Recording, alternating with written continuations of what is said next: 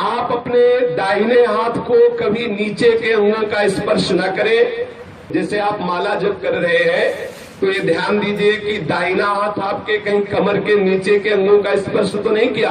अगर किया है तो आप हाथ धोइए रज लगा के और पवित्र होकर फिर माला में हाथ डालिए।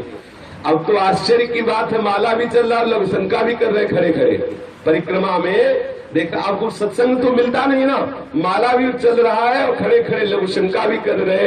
ऐसा नहीं, ये माला भगवत स्वरूप है। अगर लघु शंका आई है तो वहां लघु शंका करने के लिए सोचो जहां पहले आपको जल मिले, कोई पात्र रखो, उससे जल लो, पवित्र होकर आचमन करके फिर जप करो।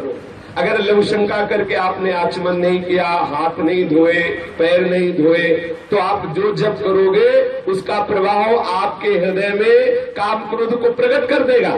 कि यदि आप अपवित्र दिशा में गुरुमंत्र का जप करेंगे तो गुरुमंत्र आपके हृदय में काम वेदना प्रकट कर देगा और असहनशीलता आ जाएगी। इसलिए मंत्र जपने वाले को बहुत सावधान रहना चाहिए, सदैव पवित्र रहना चाहिए। लघु शंका करे तो जल का प्रयोग करे, शौच में जाए तो कमर के नीचे कम से कम स्नान जरूर करे। 2 बार तो पूरा स्नान करे, और अगर कई बार जाना पड़े, कोई रोग है तो कमर के नीचे जरूर। और सूती वस्त्र जितने भी धारण किए वो शौच के बाद उनको धोना चाहिए।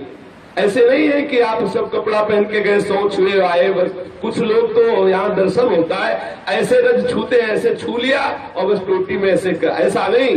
कम से कम, जब बिल्कुल कम, तो 7 बार बायां हाथ धोइए, फिर उसी बाएं हाथ से रज लेकर हाथ पैर में रज लगाकर धोइए पैर में, फिर दोनों हाथ मिला करके कम से कम 5 बार रज से धोइए। आप सोचेंगे कि ये तो नाली जाम करवा देंगे हमारे बाथरूम की।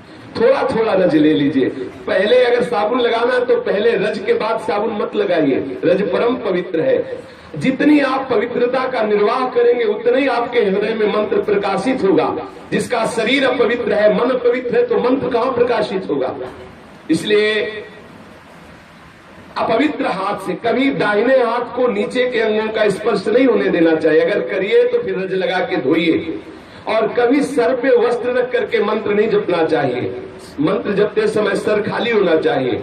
और बिना माला पूरी हुए कोई भी आवश्यक बात हो तो भी नहीं करना चाहिए। यदि आपको बहुत आवश्यक हुआ और आप बोल दिए तो फिर आपको पहले 1-2 बार कीर्तन करना चाहिए। फिर जहां से माला का रोका था वहां से नाम जप कीजिए, वहां से मंत्र जप कीजिए। 1-2 बार जो गुरु प्रदत्त नाम है उसका कीर्तन कीजिए, जोर से उच्चारिए। जैसे संन्यास मार्ग वाला है तो प्रणव का उच्चारण करे, अपने वैष्णव जन है, रसिक जन है तो इष्ट का नाम उच्चारण करे, पश्चाताप के रूप में कि हाय माला छोड़ के मुझे बात करनी पड़ी।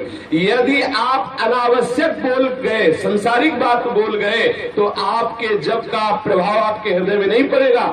माला बिना पूरी हुए यदि आप बीच में बिना आवश्यक की बात बोल गए तो माला का प्रभाव आपके चित्त में नहीं पड़ेगा। इसलिए अपने लोगों के ऊपर कोई प्रभाव नहीं पड़ रहा।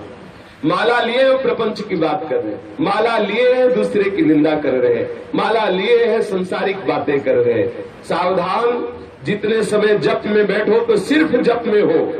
अगर आप हर समय जप कर रहे हैं तो आज जब तक माला पूरी ना हो जाए तब तक बात न करें। और बात भी करें तो भागवतिक बात होनी चाहिए, अनावश्यक बेकार की बातें नहीं होनी चाहिए।